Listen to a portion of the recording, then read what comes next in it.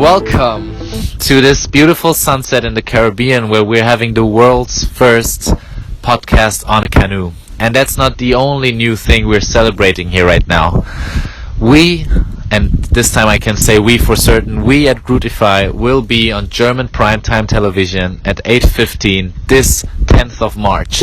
It's less than 3 weeks to go.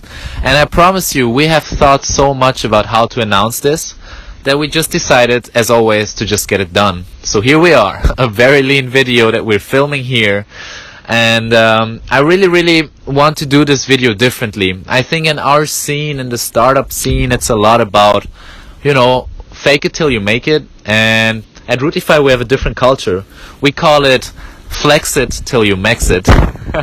In a sense that you have to have the muscle, and then it's just about flexing it in the right angle, but you should not fake it if you don't have it. And I think that's why I want to do this in a very vulnerable way. This video is not to brag about the upcoming launch, because I can tell you so far that Rootify has had €0 invested into marketing budget so far. Everything we've done has been bootstrapped and invested into the development and of our company, our people, and the app.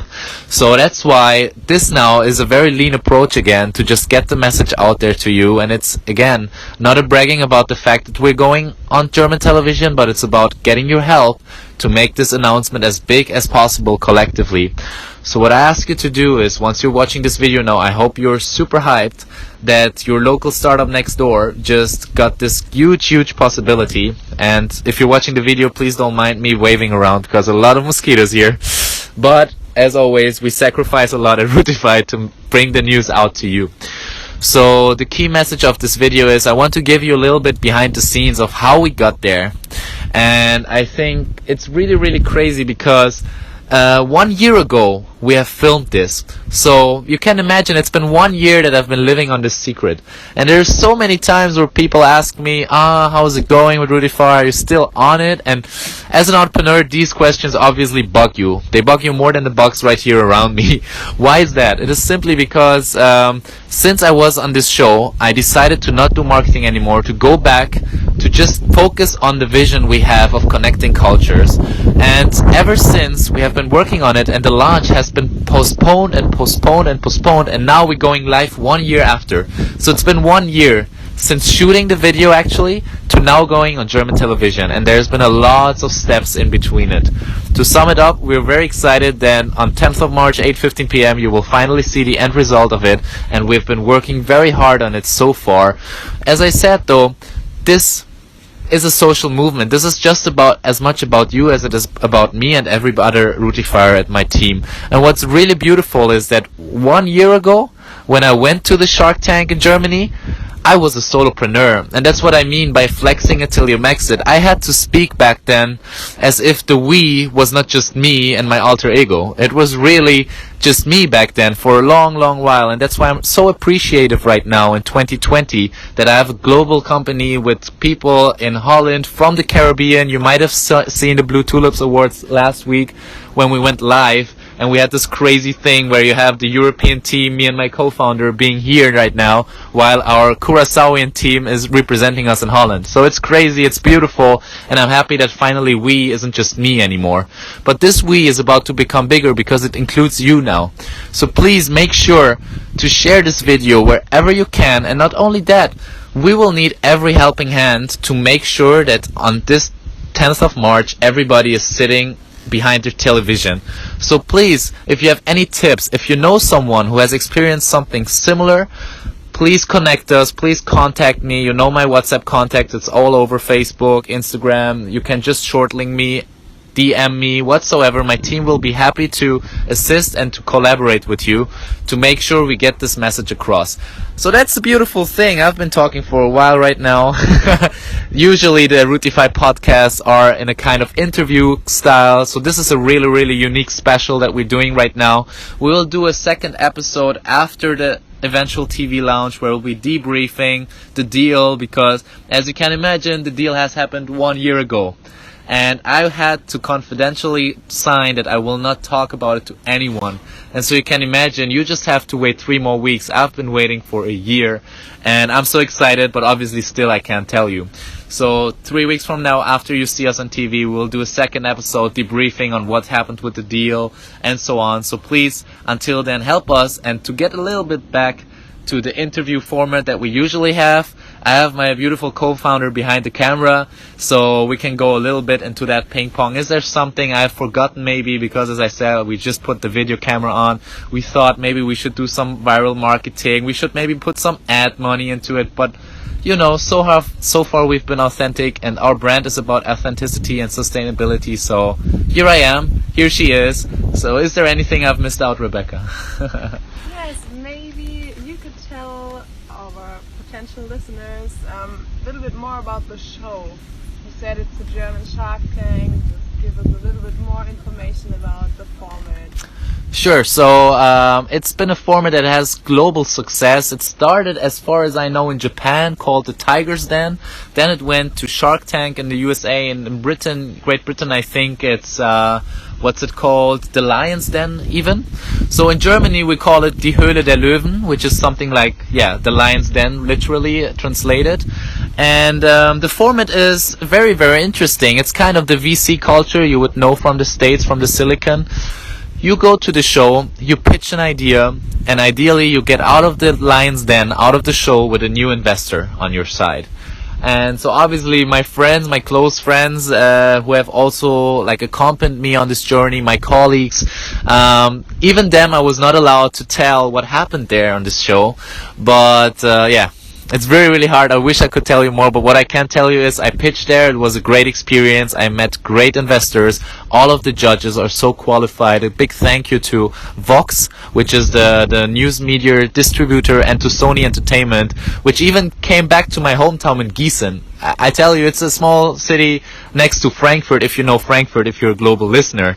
But you probably don't know Gießen, which is where I'm from and where my roots are as a Rootifyer. So I'm really excited that the Sony Pictures team came all the way to my small hometown to just film the background of my story, of my founder history, how did I become who I am. And that's about the Shark Tank format. Okay, you mentioned the investors of the show. Can you name some, or did you have someone in mind when you went there? I can tell you, I guess, within my confidentiality agreement, it should be fine to say that they call him the European Elon Musk, and I think it's not too far-fetched because he dares to really invest early stage and also in deep technology. So right now he's working on air taxis, for example, just to mention one of his future investments. Obviously I'm talking about Frank Thelen. He is the lead of Freigeist Ventures. So he was definitely within my favorites. Also Carsten Maschmeyer. I think he has lots of marketing expertise. I think if he thinks you're good, then you're on your best way to really like grow exponentially. But in general, the whole jury, I think we have lots of quality in there, and I'm especially honored. And now that you mention it, Frank Thelen, it's crazy. It is his last season. So I can tell you guys that listening, we at Rootify, we were so scared for some points in this year that we had to keep the secret, because in the middle of it, Frank Thelen announced that it's his last season. What happens sometimes is that obviously as a production firm, you film more than you will eventually show on TV. So we always said, okay, they didn't show us back in 2019, so maybe they will show us in next season. And then we realized, wow, but wait, how are they going to do this? Is one of the judges that was there last year isn't there anymore. So we were really scared that everything was gone. And now I'm so excited that the new season starts with the last episodes of Frank Thelen. So that's amazing. Like, not only are we the first episode of this new season, but also this format of having a split season showing the last episodes of this legend is crazy. So I'm really excited that this is happening, and that we're honored to be on this journey, the last part of his journey being the beginning of our journey at Rootify. Okay, thank you. Another question would be a little bit more of the behind the scenes. You mentioned that you had to wait for 1 year, and it was very hard not to tell anyone. So I see now you're excited to finally announce it. But can you explain or tell how did you apply or how did you get into this show? So I'm telling you, as I decided to have full vulnerability and give you the full behind the scenes, honestly, first of all, my story begins with 2 rejections. Because as you guys might know me, if you know me personally or if you've seen me on any pitch award before, these are only the tip of the iceberg. So I mean, we have received lots of compliments for achieving so much in so little time. Also, especially the traction of awards and supporters we have got also financially. As you might know by now, that right now the fact that Rootify is located in the Caribbean right now is thanks to the Erasmus for Young Entrepreneurs program. So also big shout out to all those supporters we have, also financial supporters, who make sure that Rootify can grow exponentially. So I really think, saying the behind the scenes, as crazy as you know I am, I have applied for Die Höhle der Löwen for German Shark Tank, like first thing I did starting up. So first thing I did, I was like, alright, I exist for one day now, it's time to go on TV. And this mentality obviously leads to a lot of rejections. But the good thing was that I was already registered in the like Die Höhle der Löwen archive, which led to them later on, 1 year later maybe, see me at the Alpha Web Summit, where we got the top 25 early stage education technology startup, or maybe when they saw my speech at the United Nations, where they became aware of me. And then they said, wait a minute, we already have him in our archive, but we've rejected him a year ago. So that's when they contacted me. And that was just amazing, because this just shows you, you know, it doesn't matter to be lean like we're with this video and with everything we do at Rootify. We just launched the Rootify, our first Rootify fashion collection product. We went live with it. We have our first winners who love our physical products. So I think being lean is really the key to get there. If you are thinking about applying, I really wholeheartedly recommend it to you. Because, as I said, I was rejected first, and I already kind of gave up on it, and then they contacted me and are like, wait, how could we reject this guy? We need you on the show. And then everything went super quickly. Okay, I see. So they approached you after they rejected you. That's like a nice way the things are going.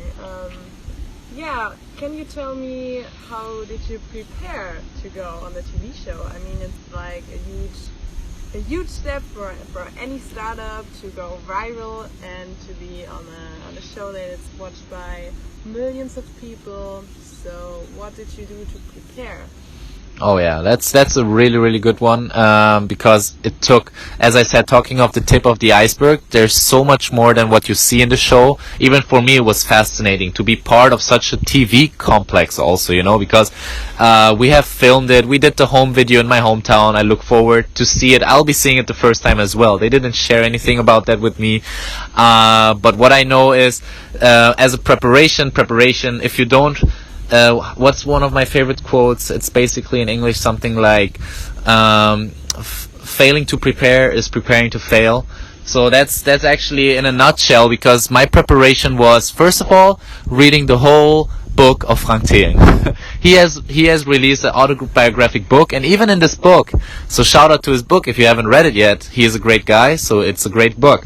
And in this book, you see 3 pages that tell you what he always focuses on when he has a founder in the Lion's Den. So I was pretty prepared on the question that were upcoming, and so it was just amazing to already know the one that you are going for. What is he going to ask you? So you could really prepare very well for the questions. Other than that, the biggest preparation was, you know, an app is not something you can grasp easily. So it's not a physical product like most things you see on the show.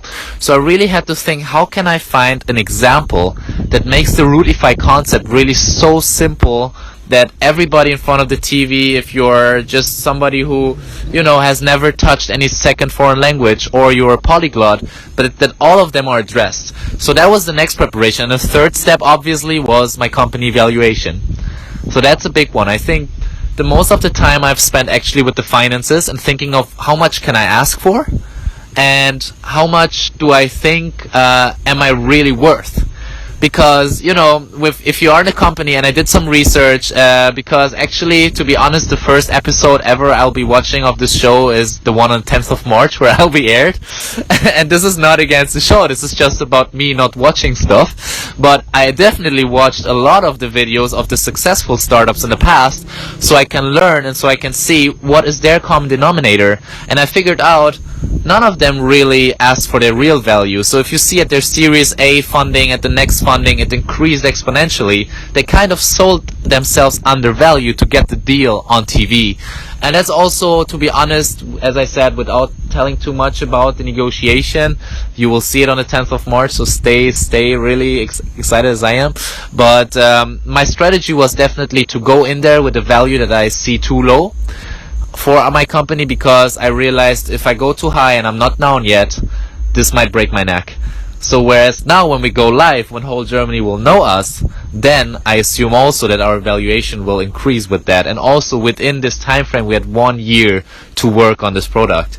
So it's really exciting situation. So what you're gonna see is the pitch from 1 year ago, and so much has happened.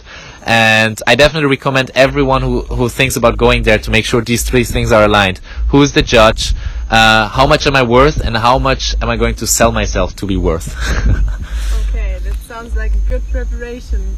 However, I was surprised to hear that you not even watched one of these. Sorry, not sorry, to be honest.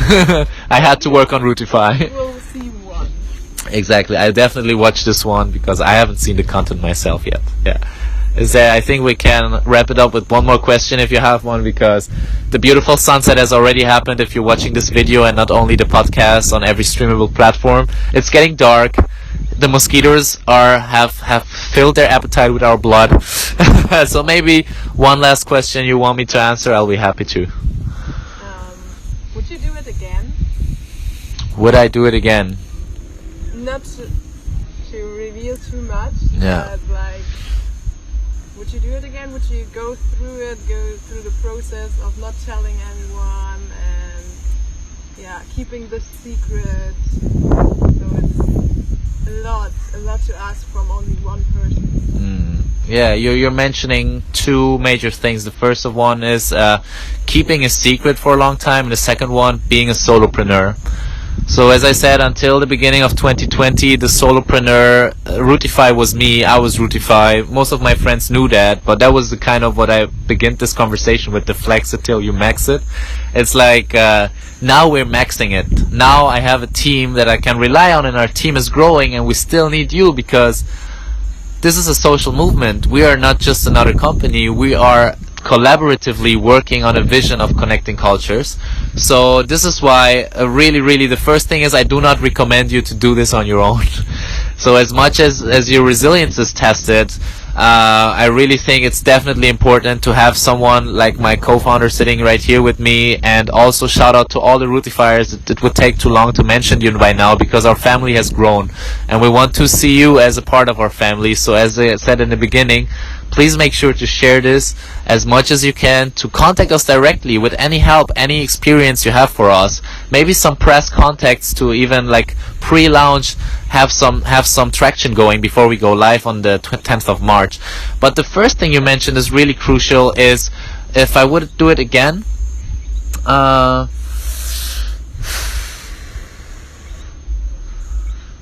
would you help me back on the So that's unscripted. What was the first thing I said I really want to answer apart from the solopreneurship?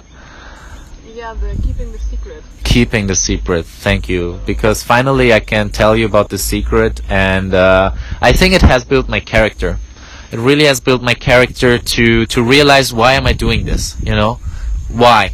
And the big why for me, waking up every morning, early morning with the sunrise here in the Caribbean, is really to make sure that we have a more sustainable society, be it ecological or societal. So to really embrace this vision, I realized I don't care if the world knows about it. I mean, obviously it's a great amplifier of our vision, and if you're watching this and you're watching this on TV and you join the movement and you become a Rootifyer by connecting cultures, by being open-minded, then we have succeeded, and then it's a great thing. But I realized so many people asking me, when is the app coming, how is it going, how is that? And I often thought, I just want to tell you, it's going well. But I didn't, and not doing that I realized how much I'm doing this for the bigger purpose of it, and not like for maybe people acknowledging that it is going well. And I think on 10th of March, without saying too much, you might see that it's actually going pretty well. And it has been going, and the reason why is that we have been 1 year focusing on developing ourselves and the company thereby, instead of marketing it. So please help us to let this make our last big marketing move. Have everybody watch this on the 10th of March, and then just let's Rootify. Yeah.